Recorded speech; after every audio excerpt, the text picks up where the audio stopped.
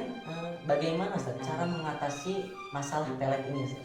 Ada nggak Ustaz ciri-ciri orang yang terkena pelet itu Ustaz? Adalah dia tidak tenang, mimpi buruk, serem-serem ya. Kemudian yang keempat adalah dia tidak tenang dalam hidup.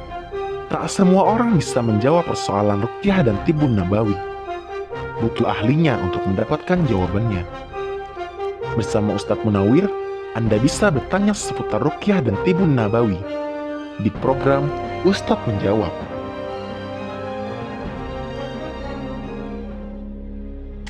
Kemudian begini Ustaz, ada nggak Ustaz ciri-ciri orang yang terkena pelet itu Ustaz? Apa ciri-ciri orang yang terkena pelet ya? Jadi selama saya pengalaman ruqyah, ciri-cirinya adalah pokoknya dia pengen ketemu orang itu terus, yang meletnya. Oh iya. Dia pengen ketemu orang yang melet, pokoknya dia pengen ketemu lah sama orang yang meletnya. Nah, jadi dia susah, jadi hilang kontrolnya, itu hilang ya. Jadi banyak melakukan hal-hal yang tidak masuk akal ya. Kemudian adalah ciri-ciri berikutnya adalah dia tidak tenang. Tidak tenang, kesehariannya tidak tenang gitu. Bahkan sering nyebut-nyebut orang yang memelet dia. Sampai segitu ya? Jadi ciri-cirinya ya. Kemudian ciri-ciri berikutnya adalah dia suka mimpi-mimpi buruk. Ya. Kalau tidur nih suka mimpi-mimpi buruk, mimpi dikejar binatang buas, mimpi dililit ular, dimakan, dipatok ular, diterkam macan dan sebagainya. Ya, pokoknya mulai dari ada mimpi-mimpinya, mimpi-mimpi buruk tadi. Kemudian adalah dari sisi ibadahnya, dia sulit berkonsentrasi dalam ibadah.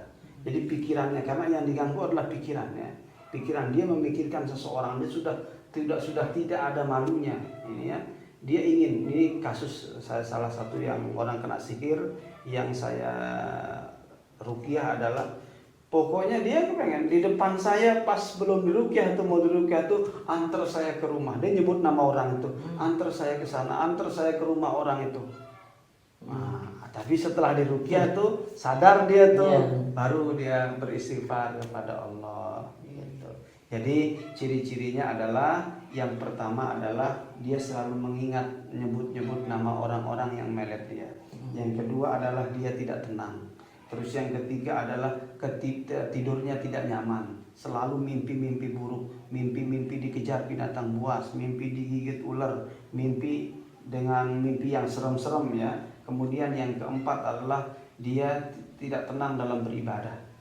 Ibadahnya ngawur. Maka bisa dicek di ruqyah untuk dipastikan apakah betul dia kena pelet atau hanya sedang kasmaran saja. Iya, tadi orang yang dipelet itu berarti ada kemungkinan masih sadar gitu ya Ustaz ya? Iya, ada yang sadar, ada yang sudah tidak sadar. Nah ini juga jenisnya beda ya.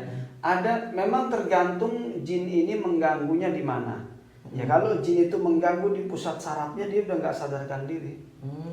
Ya ada yang memang dia setengah sadar gitu, pokoknya antar saya ke sana katanya. Terus dia memiliki cinta yang berlebihan, tidak mau berpisah dengan orang yang melet dia tadi. Nah ini perlu diruqyah, diterapi. Nanti kemudian bagaimana Ustaz cara mengatasi masalah pelet ini Ustaz? Cara mengatasinya ya, yang pertama adalah untuk preventifnya baca doa perlindungan ya. Kemudian untuk kuratifnya, pengobatannya yaitu ya dia harus diruqyah ya. Dia harus diruqyah, kita ruqyah, bacakan ayat-ayat ruqyah. Tentunya untuk kasus-kasus begini nih butuh ahlinya yang melakukannya. Butuh ahlinya yang melakukannya. Jadi diruqyah. Terus yang kedua cara mengatasinya adalah dia disuruh mengkonsumsi kurma ajwa ya, karena itu untuk sihir ya. Paling bagusnya nih, kalau tidak ada kurma ajwa ya semua kurma 7 butir. Dia makan kurma pagi-pagi 7 butir ya. Kemudian yang ketiga adalah bisa juga dimandiin dengan daun bidara ya. Daun bidara, ambil 7 lembar daun bidara, ditumbuk halus atau di blender, kasih air, bacain Al-Kafirun, Al-Ikhlas, Al-Falaq dan An-Nas, dihirup sedikit dan digunakan mandi ya. Digunakan mandi untuk menghilangkan gangguannya. Nanti tetap dipantau. Nah karena untuk pengobatan pelet biasanya tidak cukup sekali. Nah, karena dia bagian daripada sihir ya. Sihir ini pengalaman saya adalah beberapa kali diruqyah. Jadi untuk waktunya sendiri biasanya berapa lama Ustaz?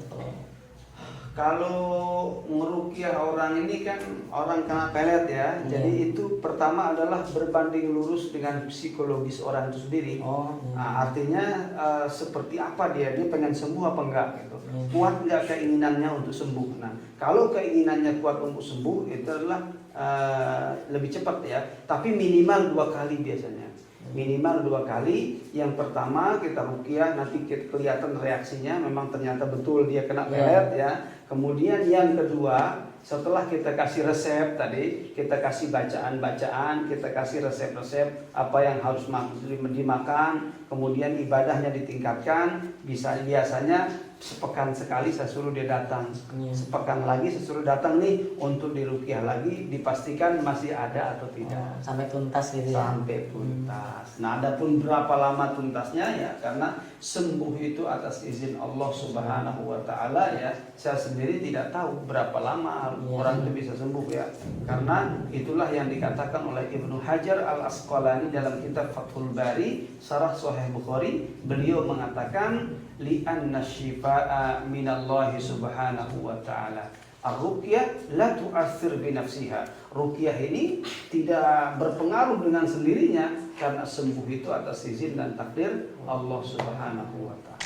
Oh iya, ini misalnya ada orang yang udah pernah kena pelet gitu ya. Terus sudah disembuhkan, udah tuntas, terus apakah ada kemungkinan dia bisa kena lagi gitu Ustaz? Jadi apakah kemungkinan dia bisa kena lagi? Iya. Jadi iya, tadi yang nggak kena aja kena, apalagi yang sudah kena gitu ya. Jadi biasanya orang yang sudah kena gangguan jin ini dia lebih rentan ya. Lebih rentan kena gangguan lagi. Kenapa?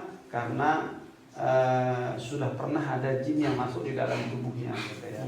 Jadi dia lebih rentan, akan tetapi bisa hilang jaringan-jaringannya itu ketika dia membaca doa-doa terus, doa-doa perlindungan ya, supaya jadi sangat memungkinkan. Kenapa? Karena karakter si setan ini dia tidak akan berhenti mengganggu manusia. Dia mengatakan qala ka bi'izzatik la ughwiyannahum ajma'in illa ibadaka minhumul mukhlasin. Demi kemuliaanmu ya Allah, saya akan sesatkan semua manusia. Jadi nggak ada semua orang mau disesatkan sama dia kan.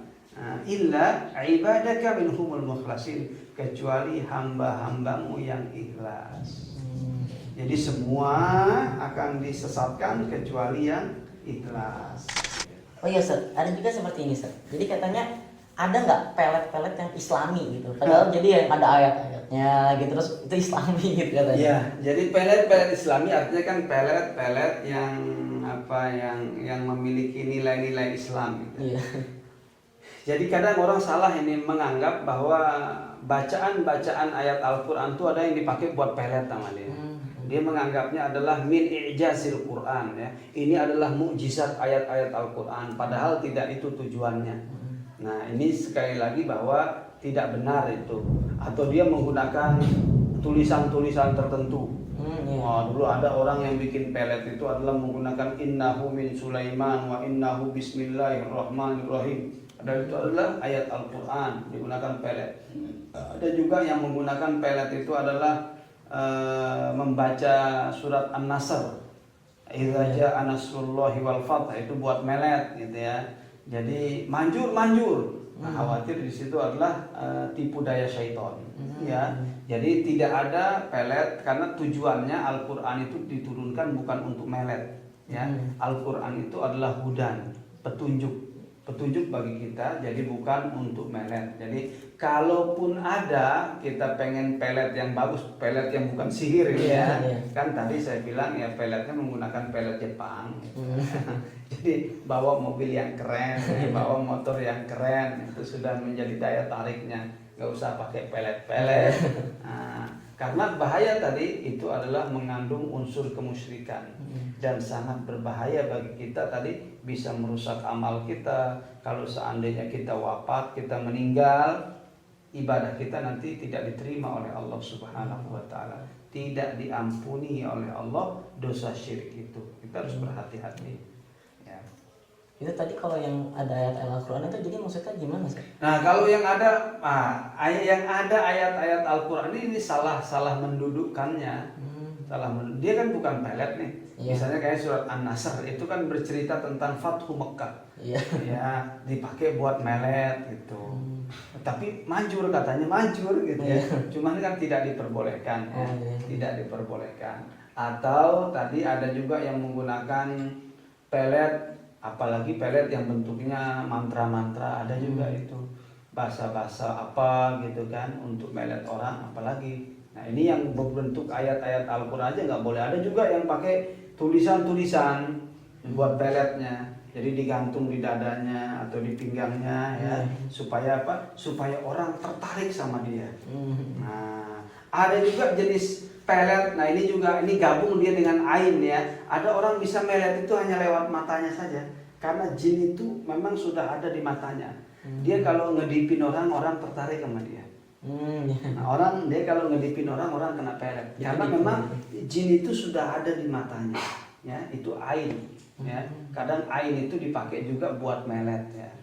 Nah, jadi sekali lagi bahwa ayat-ayat Al-Qur'an tujuannya bukan untuk melet. Zalikal kitabu la raiba fihi hudal lil muttaqin. Ayat-ayat Al-Qur'an ini tidak ada keraguan di dalamnya, dia adalah petunjuk bagi orang-orang yang bertakwa. Allah memerintahkan kita untuk membacanya, memahaminya, mengamalkannya, bukan menggunakannya untuk melet. Kan repot nanti istri orang dipelet atau ya, nggak boleh. Jadi sekali lagi bahwa bagi orang yang sedang bergelut di dunia perpeletan, maka hendaklah dia segera bertaubat kepada Allah Subhanahu wa taala sebelum terlambat. Ya Ustaz, ini mungkin untuk yang terakhir Ustaz. Bagi penonton-penonton yang ingin tahu, ada nggak Ustaz tips amalan agar tidak terkena pelet Ustaz? Nah, amalan agar tidak terkena pelet, amalannya sederhana ya, seperti amalan Nabi Shallallahu Alaihi Wasallam, bacalah Al-Falaq dan An-Nas. Nabi kita dulu kena itu kan, kena sihir. Maka sihir, karena pelet juga bagian daripada sihir. Nabi kita kena sihir, maka turunlah doa perlindungan Al-Falaq dan An-Nas ya. Tapi kalau saya sarankan yang pertama dibaca adalah ayat kursi. Bacalah ayat kursi setiap selesai sholat. Bacalah Al-Ikhlas, Al-Falaq dan An-Nas setiap selesai sholat.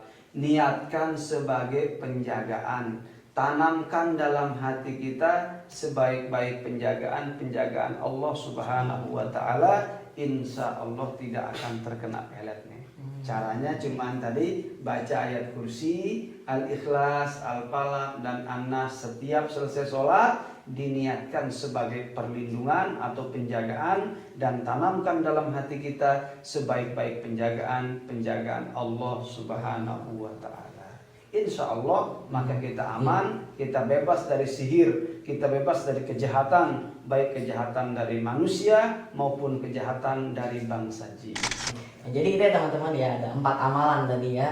Jadi dibaca setelah habis sholat, yaitu ayat kursi, Al-Falaq, An-Nas dan Al-Ikhlas, Al-Falaq dan An-Nas. Nah, insya Allah terbebas dari pelet ya bagi teman-teman yang ingin mendapatkan penjagaan dari Allah SWT. Mungkin itu saja teman-teman untuk episode kali ini.